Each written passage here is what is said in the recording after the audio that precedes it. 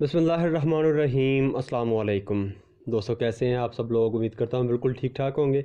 मैं हूँ आपका दोस्त और होस्ट नोमान अली और आप देख रहे हैं doctor Noman Ali Hamza YouTube channel. दोस्तों, आज की इस वीडियो में हम बात करने जा रहे हैं वो जानवर जो मतलब मादीन जानवर होते हैं, मादा जानवर होते हैं, गाय या भैंस है। वो मतलब कह सकते हैं कि हर 15-20 दिन के बाद कह सकते हैं कि हीट में आ जाती है, स्ट्रेस में आ जाती है, या फिर कह सकते हैं कि क्रॉस होने के काबिल हो जाती है। Just minute.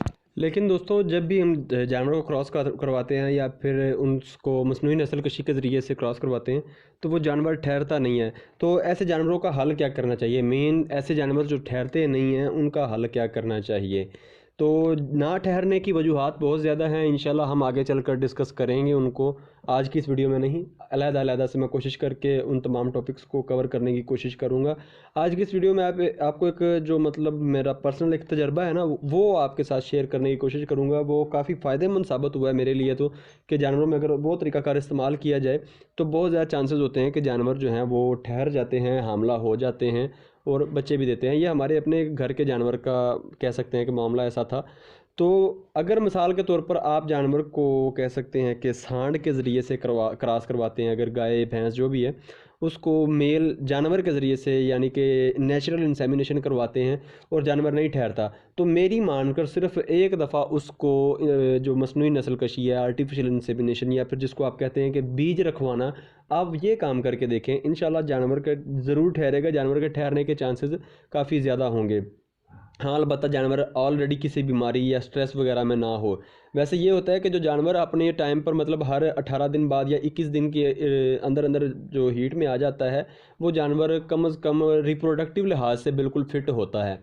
तो अगर आप दूसरी तरफ चलते हैं, अगर तो आप जानवर को कह सकते हैं कि बीज रखवाते हैं या आर्टिफिशियल इंसेमिनेशन करवाते हैं और फिर भी आपका जानवर नहीं ठहर रहा, तो मेरी मानकर सिर्फ एक दफ़ा उसको नेचुरल इंसेमिनेशन करवाएं। इंशाल्लाह आपका जानवर जो है वो ठहरेगा। मैं 100% गारंटी नहीं दे रहा, लेकिन मैंने खुद ये बहुत सारे जानवरों में देखा है। मैं खुद लोगों को मशवरा देता हूँ। मैं मतलब जब अगर कोई बंदा एआई के लिए मुझे बुलाता है, मैं एआई भी करता हूँ, तो अगर कोई बंदा बुलाता है तो अगर वो मुझे बता दे कि जानवर को इतना टाइम हो गया है, जानवर मतलब दूसरी दफ़ा या तीसरी दफ़ा उसको बीज रखवा रहे हैं, लेकिन अभी तक जो कह सकते हैं कि पूरे टाइम पर बोलता है लेकिन हीट में आता है, लेकिन फ़ायदा नहीं हो रहा, जानवर ठहर नहीं रहा, तो उसका हमें हल क्या करना चाहिए। तो मैं बंदे को पहले ही बता देता हूँ कि आप एक दफ़ा जो है इसको नेचुरल इंसेमिनेशन जो है वो करा कर देख लें, वो ट्राई कर लें।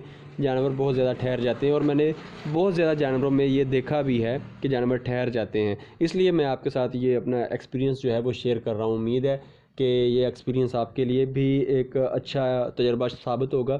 तो कोशिश करें। उम्मीद है वीडियो आपको अच्छी लगी होगी। अगर वीडियो अच्छी लगी तो लाइक कर दीजिएगा, दोस्तों के साथ शेयर ज़रूर कीजिएगा और कमेंट सेक्शन में अपनी राय का इजहार ज़रूर कीजिएगा। तो दोस्तों, अपना ख्याल रखिए, घर वालों का ख्याल रखिए और मुझे दुआओं में याद रखिएगा। अल्लाह हाफ़िज़।